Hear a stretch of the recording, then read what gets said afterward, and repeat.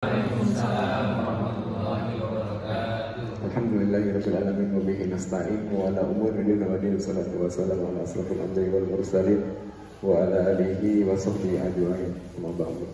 Rabbi shrah li sadri wa yassir li amri wa hlul 'uqdatam min lisani yafqahu qawli. Allahumma shalli ala sayyidina Muhammad wa ala ali sayyidina Muhammad.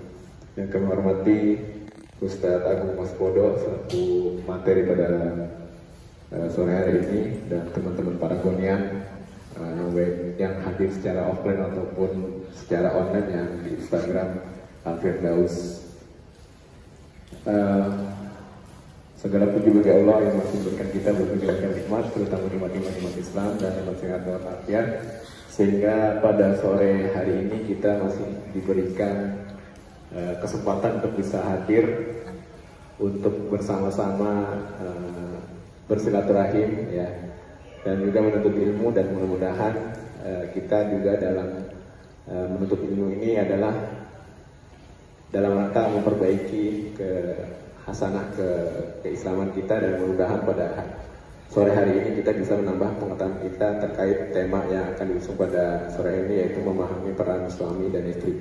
Ini pengingat bagi yang sudah menikah atau yang belum menikah, menjadi persiapan agar nanti kehidupan pernikahannya bisa lebih baik lagi. Mari kita awali sama-sama dengan sama-sama baca nafas basmalah bersama-sama. Bismillahirrahmanirrahim. Langsung saja untuk mempersingkat waktu, kami serahkan pengajian kita pada sore ini kepada Ustaz Agung Mas Podo, kepada pejabat kami kesempatan. Bismillahirrahmanirrahim. Assalamualaikum warahmatullahi wabarakatuh. Waalaikumsalam warahmatullahi wabarakatuh. Alhamdulillah, wassalatu wassalamu ala rasulillah wa ala alihi wa sahbihi wa mawalah. Asyhadu an la ilaha illallah wahdahu la syarika lah, wa asyhadu anna Muhammadan abduhu wa rasuluh la nabiyya ba'dah. Allahumma fassalli ala sayyidina Muhammad wa ala alihi wa sahbihi wa sallam. Alhamdulillah, kita bertemu kembali setelah bulan Juli yang lalu. Kita sudah memulai pengajian ini.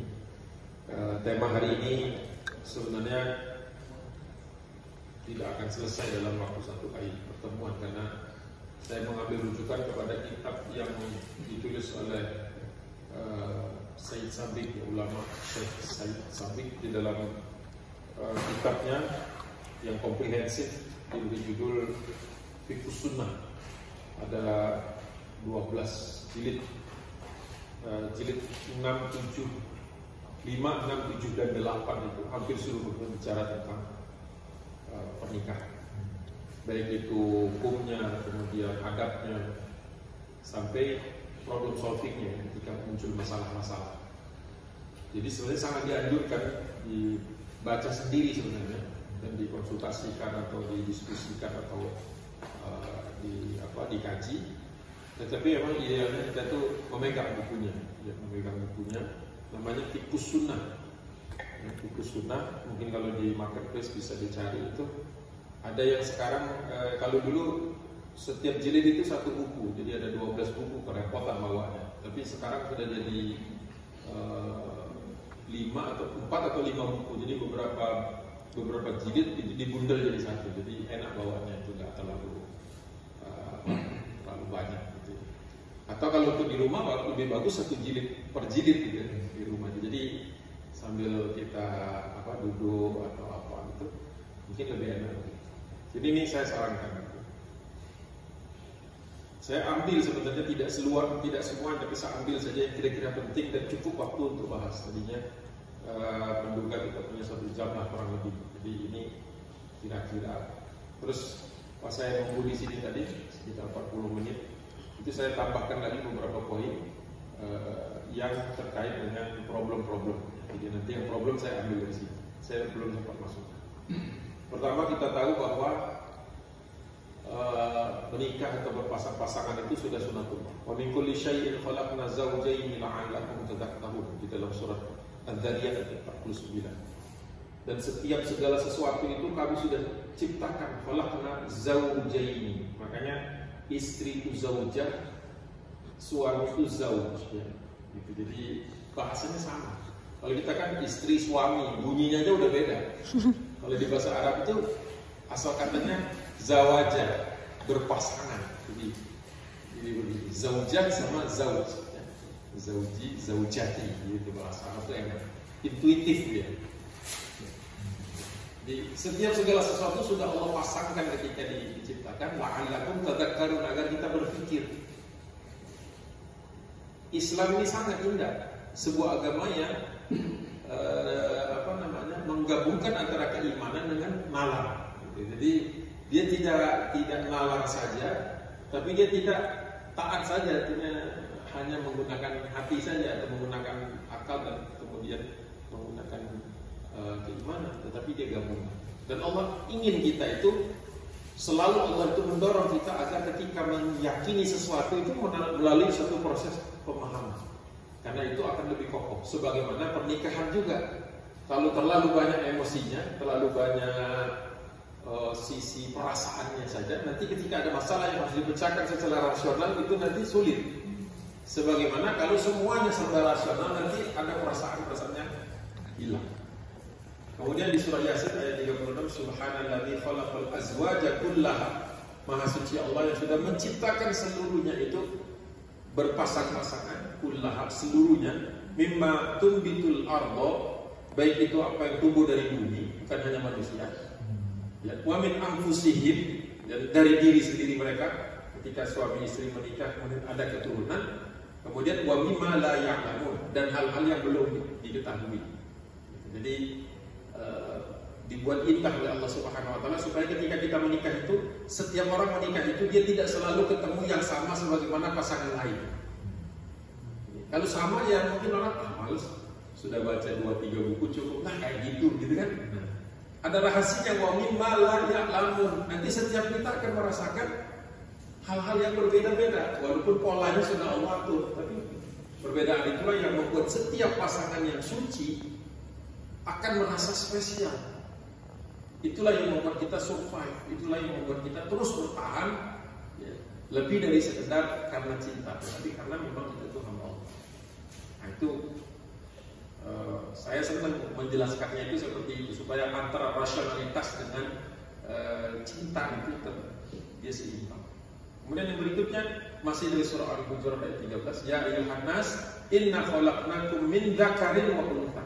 Wahai manusia, sesungguhnya kami menciptakan dari seorang laki-laki dan seorang perempuan, Nabi Adam dan Siti Hawa. Itu dia tadi kita bapak kita bersama. Wa ja'alnakum syu'uban, dan kami jadikan kalian bersyu'ub, ya syi'ib, aslinya syi'ib itu sebenarnya lembah. Ya. Lembah yang artinya dulu orang Arab itu tinggal di lembah-lembah. Gitu. Karena daerahnya kan berpadang pasir, kalau tinggal di tengah padang pasir mati. Pasti cari sumber air itu adanya di sini, di lembah. Jadi kalau kita menikah juga sebenarnya kita itu mengadakan satu, ibaratnya kalau kita menikah itu kita seperti membuat satu suku. Maka kita memulainya dari tempat yang memungkinkan satu suku atau dua orang tadi lahir anaknya dan kita berkembang biak. Jadi keluarga besar nantinya. Jadi menikah itu bukan seperti orang Barat ya. Ya sudah maunya hanya berdua saja. Makanya ada kemarin itu beberapa bulan yang lalu atau beberapa tahun yang lalu childless marriage gitu ya, seolah-olah menikah itu nggak perlu anak. Oh itu bertentangan langsung frontal dengan Islam. Ya. Kenapa? Karena kita itu sudah ditakdirkan Allah ketika bertemu nanti akan jadi syu'uban, bahkan nanti lebih besar lagi qabail, ya, berkabilah-kabilah, supaya lita'arofu, supaya kita saling mengerti. Ya. Jadi kalau tidak dari perkawinan itu, dari pernikahan itu tidak keluar keturunan, maka manusianya akan habis, akan punah. Makanya juga tidak perlu didiskusikan tentang LGBT, karena LGBT sudah langsung bertentangan dengan ayat ini.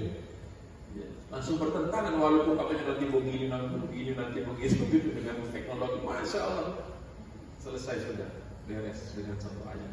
Inna, dan ditutup pula dengan perintah oleh Allah. Inna akramakum indallah.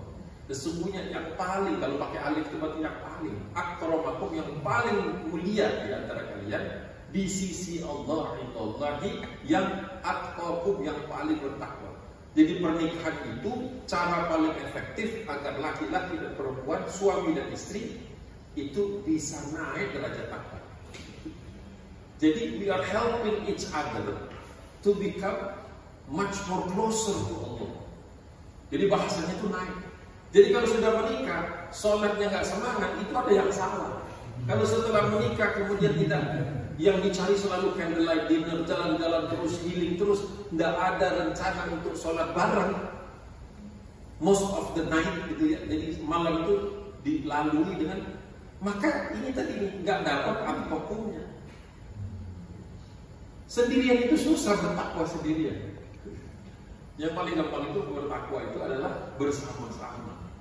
Jadi kita itu ibaratnya ketika kita ijab qabul itu kita menandatangani surat bahwa perjanjian bahwa saya akan bantu kamu sebagaimana kamu akan bantu saya agar kita berdua menjadi hamba Allah yang paling takwa. Itu misi utamanya, bukan cinta. Cinta cuma skala satu faktor saja. Satu faktor saja. Jadi sebenarnya targetnya kenapa menikah itu? Supaya mempermudah tangga menuju takwa, tangga menuju Allah, itu saja. Maka cari pasangan yang paling mungkin mengajak kita bertakwa.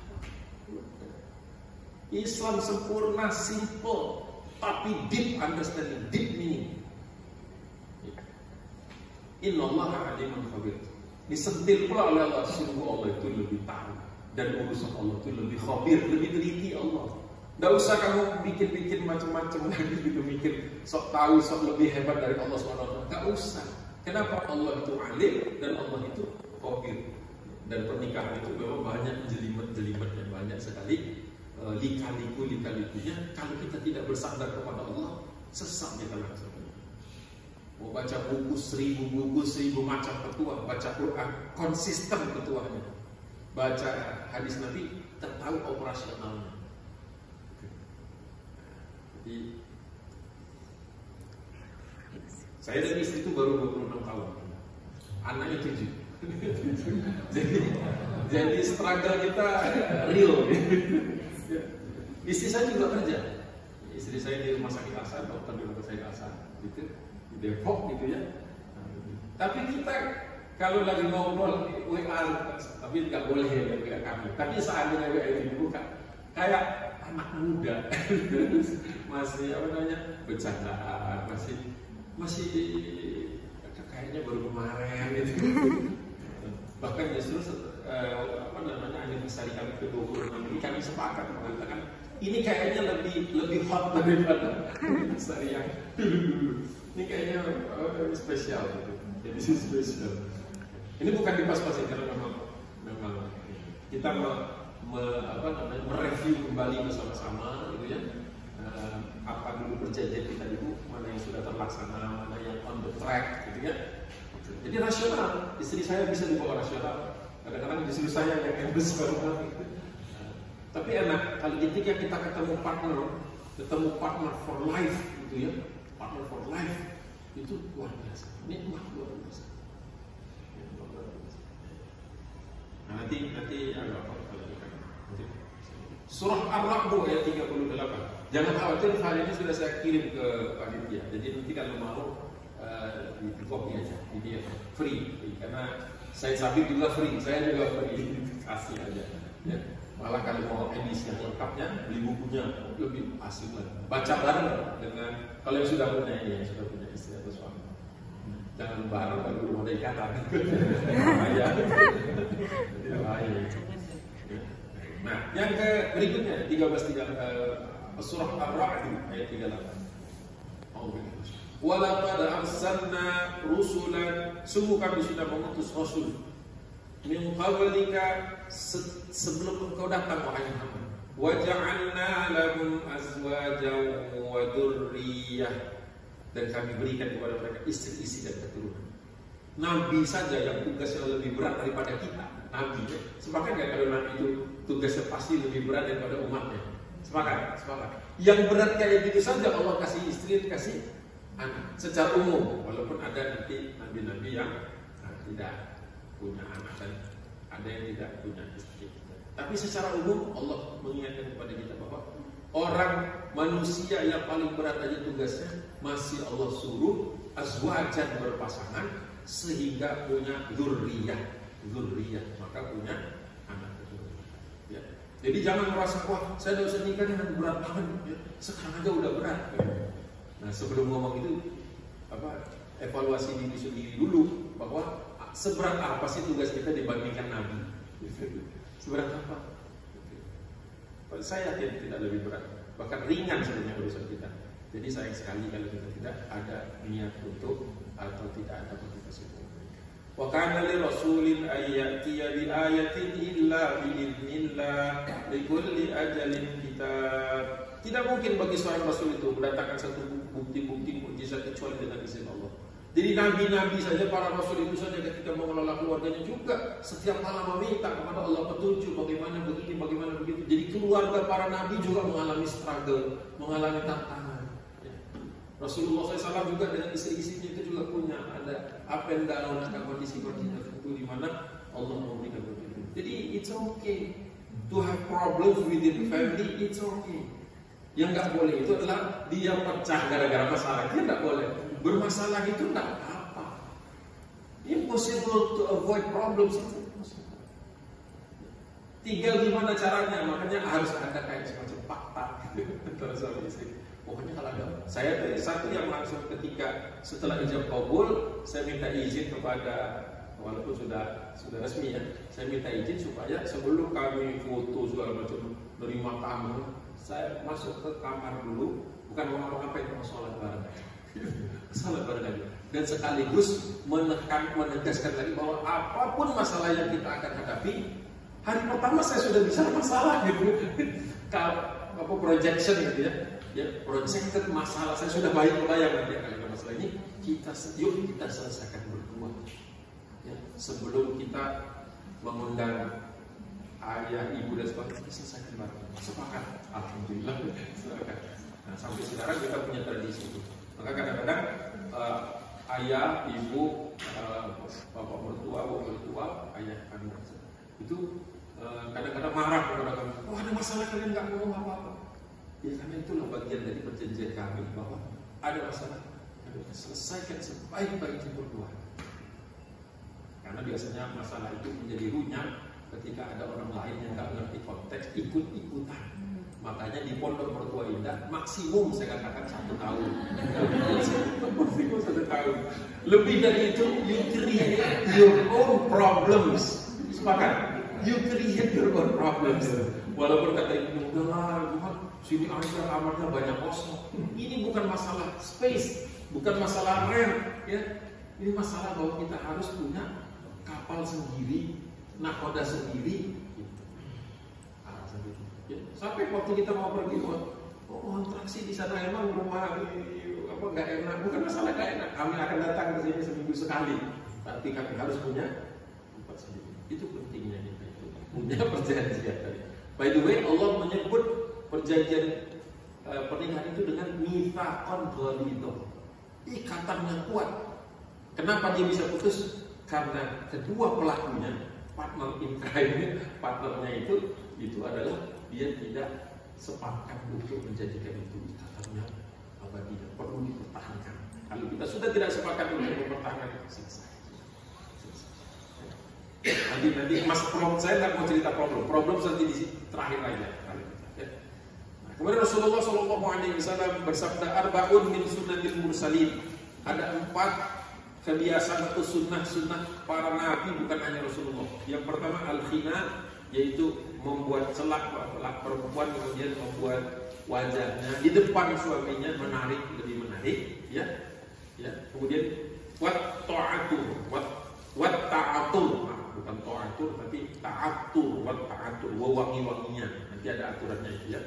Ada aturannya. Kalau perempuan itu perias ketika dia bersolek itu boleh kelihatan tapi tidak boleh berbau. Kalau laki-laki itu tidak boleh nampak tapi boleh berbau. Ada aturannya, tinggal dibalik aja. Jadi jangan sampai laki-laki merah-merah segitu. Perempuan jangan baunya semerbak sehingga waktu dia lewat itu semua orang noleh. Wah, gitu. Aturannya sederhana. Boleh nampak dan itu tipis-tipis saja. Ta'atur dalam bahasa dalam hadis. Dan wasiwak, membersihkan gigi, ya. pastikan ketika Anda ketemu istri atau istri ketemu suaminya, gosok gigi dulu. Itu rumus langgeng. Ya, itu bisa mematikan suasana. Jadi pastikan beres. Dan kalau perlu cek dulu gitu kan, mana bagian dari tubuh yang masih bau, bereskan dulu. Ya, masing-masing memberi waktu. Jadi sunnah Nabi ini kalau dijalankan, masya Allah ini. Tidak perlu kita rumit-rumit, sederhana sekali. Dan yang terakhir buat nikah, karena nikah sunnah itu, ya kan? Orang siapa yang tidak suka dengan sunnahku, kata Nabi, nikah itu adalah sunnahku. Berarti barang siapa tidak suka dengan sunnahku, maka bukan bagian dari umat. Jadi umat Nabi Muhammad SAW itu adalah risk taker semuanya. Karena dia mau menikah pasti mengambil resiko. Nah, tinggal bagaimana mitigasinya, memperkecil permasalahan yang timbul itu, bagaimana caranya untuk mendinginkan masalah. Itu semua itu skill harus dipelajari. Jadi jangan pernah bermimpi punya rumah tangga without problems. Jangan mimpi begitu. Ya? Yang lebih bagus adalah yuk kita selesaikan bareng, yuk kita obrolkan, tidak usah pakai emosi. Ya. Lebih gampang. Saya langsung ngomongnya gampang, nanti ujungnya susah. Boleh dibikin susah. Kemudian di surah An-Nisa ayat 19 Allah berfirman, wa ashiruhunna bil ma'ruf. Pergaulilah mereka para istri ya dengan cara yang ma'ruf, dengan cara yang terpuji, dengan cara yang patut. Ya. Fa in karihtumuhunna fa'asa an takrahu syai'an wa yaj'alallahu fi khairan katsira. Dan jika kamu tidak menyukai, bersabar. Jadi menarik. Fa'in karihtumuhun. Ini konsep yang kita sering dengar kalau ada orang menikah. Coba kita doakan agar mereka dapat sakinah, mawaddah, warahmah. Sering nggak dengar itu? Sakinah, mawaddah, warahmah. Sakinah itu modal. Ketika pernikahan itu atas niat yang suci, semua pasangan dapat sakinah, rasa tentram. Nah, jadi ketika suami istri nikahnya bukan karena Allah Subhanahu wa Ta'ala, nanti sakinahnya nggak full, nggak lengkap, nggak full version, beta version yang anu. Jadi pastikan ketika menikah itu niatnya karena Allah dulu. Itu dulu dapat sakinah. Setelah itu Allah akan uji kita dengan macam-macam urusan kehidupan, ya, macam-macam. Disitulah butuh mawaddah. Jadi mawaddah itu adalah saling mencintai ketika masalah datang. Kalau sedang everything is fine, gitu kan, the finance is promising, gitu kan, rumahnya bagus, ya, karir menanjak, itu tidak ada tantangan. Mawaddah itu muncul, saling mencintai itu muncul ketika problems arises, ketika muncul masalah. Baru cinta itu betul-betul terbukti. Makanya ada istilah-istilah yang bukan hadis ya, bahwa laki-laki diuji ketika dia lagi sukses, istri diuji ketika laki-lakinya lagi struggle. Nah, itu turunan saja. Intinya adalah mawaddah. Mawaddah itu saling mencintai, makanya ditasydid sama Allah. Ya. Mawaddah itu saling mencintai, saling memberikan cinta ketika cintanya diuji. Jadi kalau belum diuji, kayak silaturahim itu menyambung yang putus, bukan sekedar menjalani apa yang masih terikat. Mawaddah. Nah, kalau nanti sampai sekian tahun Allah melihat bahwa kedua pasangan ini sudah mencurahkan maksimal, yang satu sudah maksimal berkorban, yang satunya lagi sudah maksimal berkorban, baru Allah turunkan rahmah. Rahmah itu outcome atau produk dari mawaddah, perjuangan untuk saling mencintai di masa-masa sulit. Nah, rahmah itu indikator utamanya adalah ketika kita melihat pasangan, yang kita lihat selalu sisi bagusnya. Kalau mau lihat pasangan, nanti cek yang sudah berkeluarga, cek pas pulang, lihat istrinya atau suaminya, yang langsung kelihatan pertama yang bagus apa yang enggak bagus. Kalau yang dilihat orang, kamu kok butuh banget. Nah, misalnya, berarti rahmahnya belum 100%. Silahkan mawaddah lagi. Silahkan mawaddah lagi. Nah inilah maksudnya. Fa in karihtumuhunna. Ya, ini sebenarnya dua arah ya. Kalau engkau melihat teksnya, kalau engkau melihat istrimu yang enggak kau sukai, aspek dari istri yang enggak, termasuk suami juga. Lihat suami, kurus amat, kok orang lain tuh, nah mulai bandingin tuh masalah besar. Kok enggak well built, dipikir kok kayak dia kurang olahraga, macam-macam lah. Ya, macam-macam lah itu.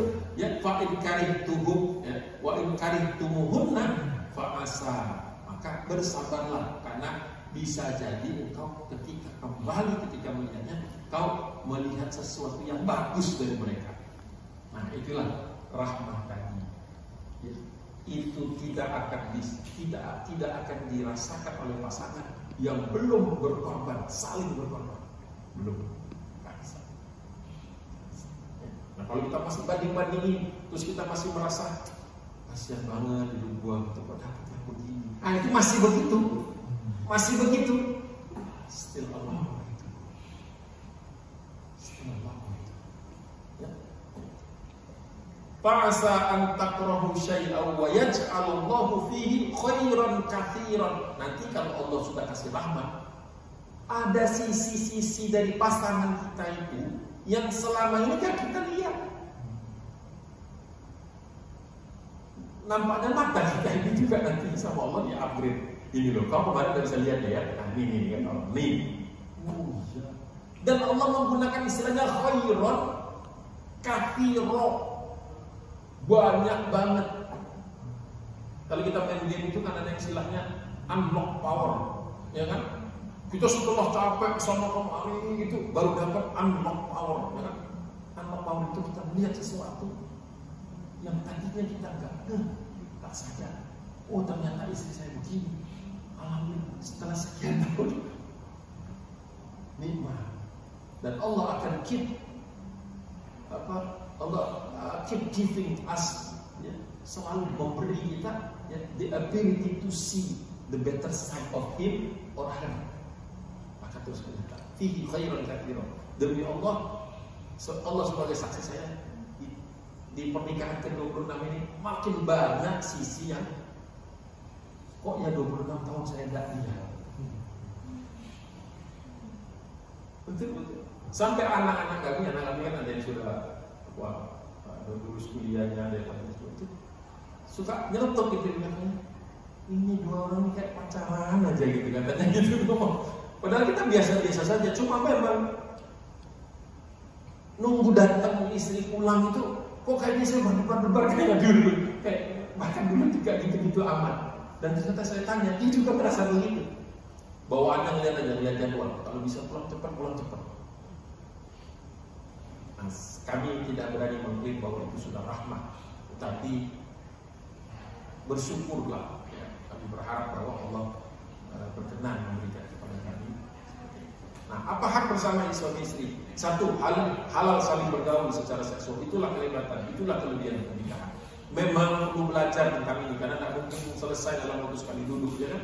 Bagaimana kesehatan reproduksi, gimana cara kan banyak tuh kasus-kasus di mana menikah lama sekali nggak dapat keturunan kecuali memang sudah takdir Allah. Bisa dilihat bagaimana pola kerja, pola istirahat, menghitung bulan dan sebagainya, kapan macam-macam ilmunya banyak sekali. Alhamdulillah saya agak terbantu karena istri itu backgroundnya dokter, jadi dia yang ngasih guidance gitu. Nah ini sekarang nih kalau mau. Jadi saya udah kayak pokoknya ini. Pokoknya pokan ini protek, kalau bisa jangan ada tugas-tugas keluar kota dulu. Kenapa? Ya, the first is always the most anxiety yang membuat kita excited. Kita anak pertama, kedua, ketiga, seterusnya sampai ke-7 itu. Jadi itu memang penting dan itu memang salah satu yang membuat kita survive.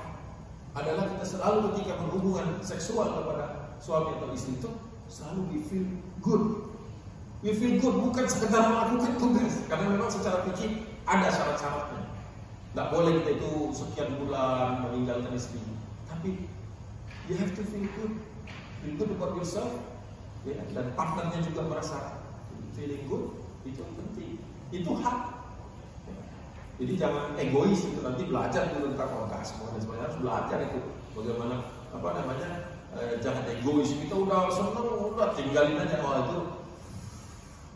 Itu bahaya sekali kalau nggak mengerti yang rumus-rumus yang seperti itu. Itu bahaya. Jadi kita harus tahu karakter orgasmenya perempuan juga harus tahu karakter orgasme laki-laki. Itu kalau sudah ngerti dan itu sudah jadi natural, luar biasa. Ya, luar biasa. Itu rezeki yang paling sah kalau dalam pernikahan yang dari itu. Dan kemudian salah satu cara Allah Subhanahu Wa Taala membuat kita makin sayang. Banyak keretakan dimulai karena salah satu atau dua-duanya tidak mendapatkan kepuasan. It has to be good. Ya tentu dengan cara-cara yang ini ya, bukan dengan cara yang buruk-buruk ya, tapi harus belajar dengan orang yang mengerti ilmunya, terus bisa menyampaikannya dalam konteks Islami dan kemudian bisa menjelaskannya tanpa menjadikan ini bahan bercandaan. Saya sangat tidak suka kepada pengisi acara-acara untuk pernikahan atau pasangan itu yang diarahkan itu ke bercandaan. Saya langsung tinggal. Saya sampai sini langsung berdiri, langsung tinggal. Wala salam, wala kalam. Kadang-kadang suka ikut juga kan. Coba mendengar sisi apa. Kalau segini doang mah bisa lah kita kalau cuma seloroh-selorohan yang begitu kan. Jadi kita harus pilih-pilih kita. Kemudian yang lainnya inilah education saja ya, yang perlu saya bahas mendalam. Kemudian surah An-Nisa ayat 4. Wa atun nisa asaduqatihinna nihlah. Sungguh kami ini belum di sebentar ini belum di sebentar.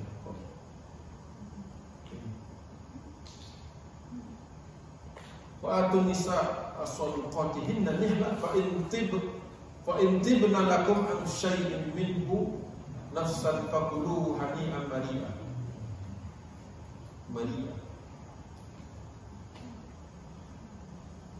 Belum dia saya belum artinya bukan itu.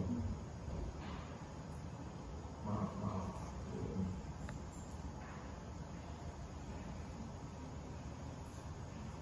Ini tadi kan. Wa atun nisa as-saduqatihinna nihlah fa in tibna lakum an syai'in minhu nafsan faquluhu hani'an mari'an.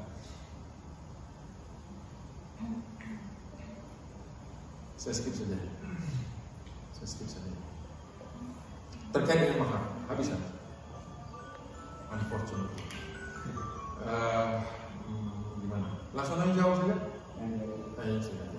Ini masih ada beberapa lagi sepanjang yang saya siapkan untuk. Boleh, silakan pertanyaan saja. Mungkin ada yang. Ya, silakan teman-teman yang mau tanya jawab satu atau dua pertanyaan sebelum kita tutup dan sholat maghrib berjamaah insyaallah. Kalau ada yang dipertanyakan dari materi yang sudah disampaikan oleh Ustaz. Ada, silakan.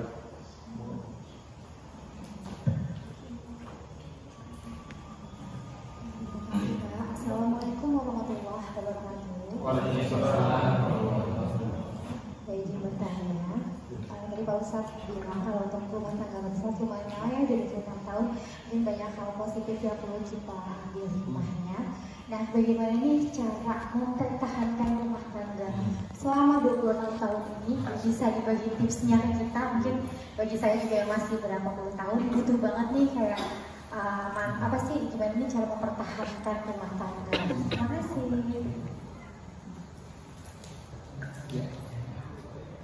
Ya, enaknya nih saya sama istri. Iya, karena ada sisi yang saya bisa tangkap dia, saya nggak tangkap dia yang tangkap. Tapi kita memang nggak mungkin pada jam-jam seperti ini bisa bersama. Tapi intinya adalah satu hal yang kami pegang itu, ini yang tadinya saya mau sampaikan dari sini, bahannya dari sini. Diriwayatkan oleh Ibnu Umar bahwa abghadhu halali ilallah azza wa jalla at-talaq. Hal yang boleh halal di sisi Allah tapi paling dibenci Allah. Jadi yang paling dibenci Allah Subhanahu wa taala, tapi halal tapi boleh, itu adalah talak. Bercerai atau menceraikan sesuatu. Dan banyak itu sebenarnya turunan-turunannya banyak. Jadi kita selalu salah satu di antara yang ini ya, yang berat-berat lah ya, 26 tahun itu kalau hitungan saya ada 4 lah yang big major shock untuk keluarga, untuk saya dan istri. Nah, 4-4-nya itu salah satu yang kita pegang adalah no matter how big the problem is, dia tidak boleh apa namanya, kita pastikan supaya kita usahakan, nggak bisa dipastikan karena Allah yang tahu, kita usahakan agar dia tidak berujung pada perceraian. Jadi pokoknya mau sakitnya kayak gimana, apa namanya, jungkir baliknya lah gitu, masalah-masalahnya. Pokoknya ini jangan sampai ke ujung itu. Pokoknya gimana caranya, mungkin salah satu kalah, salah satu ini. Yang nyaris-nyaris itu 4. Dalam 26 tahun itu ada, ingat saya 4, tapi kalau istri ada di sini, mungkin saya kena koreksi. Bisa jadi, namanya saya merekam itu, ya istri itu Pak, kalau sudah menikah, dia jadi sejarawan, hafal semua. Saya lupa, oh ada kasus ini, iya ada. Terus setelah diingat sama dia, oh iya saya jadi ingat. Lain lagi ceritanya. Jadi begitu. Jadi salah satu kiat kita adalah seberapapun besarnya masalah yang dihadapi, tidak boleh bahwa solusinya itu cerai. Solusinya pokoknya bagaimana, pokoknya kita usahakan, ibaratnya kalau itu menyangkut dana, kita carikan dananya, kalau ini menyangkut merubah pola hidup, pola kerja dan sebagainya, kita ubah seandainya apa, macam-macam. Usahakan dulu yang lain dulu. Karena kita tadi berpegang bahwa ada satu hal yang halal tapi paling tidak disukai Allah untuk perceraian. Karena ada juga hadisnya tuh pendek sekali, la'anallahu kulla dawakin mitlakin. Orang yang dilaknat Allah SWT adalah orang yang senang nyoba bahasanya itu, menikmati, senang nikah, tapi juga senang cerai. Ada orang yang akan nikah cerai, dalam istilah bahasa Indonesia itu nikah cerai. Pokoknya nikah, gak lama kok ada masalah kok, dia cerai. Kan cerai halal kata dia. Terus nanti dia cari lagi, dia nikah. Mudah sekali. Seolah-olah ini kayak apa ya? Saya tidak tahu, saya tidak mau pakai permisalan. Seolah sesuatu ini kok kayaknya gampang aja, semua masalah diputuskan dengan cerai, nanti dimulai lagi dengan nikah. Ada laknatnya khusus untuk orang seperti ini. Nah, mungkin salah satu laknat itu adalah itulah, dia nggak pernah ketemu partner karena dia tidak pernah mengusahakan untuk survive. Ya kayak kita, kalau ada masalah apa, ya sudah exit aja. Nah gitu. Jangan tekan tombol exit ini. Coba cari dulu, coba diperbaiki. Apa nih? Ya. Karena kalau dua-duanya lagi marah, cool down salah satu. Ya. Kalau lagi diam-diaman, yang satu colek-colek aja ngomong, gitu kan? Gitu. Jadi jangan merasa gengsi dong. Saya yang colek-colek duluan. Itu yang kemudian menjadikan kita itu, padahal masalahnya bisa jadi sepele sekali. Hanya karena itu, pokoknya kalau dia nggak ngomong, saya nggak ngomong juga, selesai. Ya. Seingat saya, enaknya ada di sini. Dia langsung macam-macam. Ya. Itu rasanya, seingat saya itu rumus yang paling baik. Dan satu hal yang saya perhatikan dari istri saya itu adalah dia tidak pernah selalu menjaga kehormatan saya. Nggak pernah buka, maksudnya nggak pernah ada case-case yang apa namanya, yang ada orang lain. Dan itu membuat saya jauh lebih tahan juga ya untuk menundukkan pandangan. Jadi godul basar, yaitu kita menundukkan pandangan, ya. Jadi jangan konstan gitu eye to eye contact. Ini agak bertentangan di sekolahnya di fakultas ekonomi, apalagi di marketing. Kalau mau jual sesuatu itu harus eye contact. Dalam Islam tuh eye contact itu berbahaya kalau berbeda jenis, karena yang kontak bukan hanya matanya nanti, itu kan perasaannya lah, macam-macamnya kan. Kalau sering dilihat kan lama-lama kelihatan manis juga gitu kan. Nah, sering dilihat lama-lama ganteng juga gitu kan. Nah, jadi nampaknya kalau saya boleh menyimpulkan, saya lebih mudah untuk menundukkan pandangan karena istri pun dari ngobrol-ngobrol gitu ya, juga menarik. Dan apa namanya, ya kadang-kadang suka diobrolin juga. Oh kemarin ada yang begini, terus begini. Oh, suka diobrolin.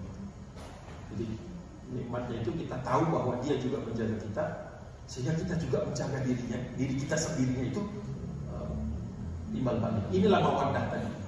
Jika kita menjaga kehormatannya, kita juga terjaga kehormatan kita. Itu sederhana.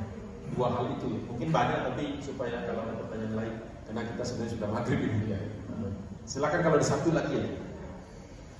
Itu cukup kali ya, karena sudah waktu maghrib. Mungkin insya Allah kajian-kajian berikutnya akan menyambung lebih dalam lagi. Ini baru mukadimah saja. Sesi satu. Jadi tunggu informasi selanjutnya yang mungkin akan mengulas lebih dalam terkait dengan rahasia atau yang lainnya. Insya Allah mudah-mudahan lebih bermanfaat untuk yang sudah menikah ataupun yang berencana menikah tahun ini insya Allah.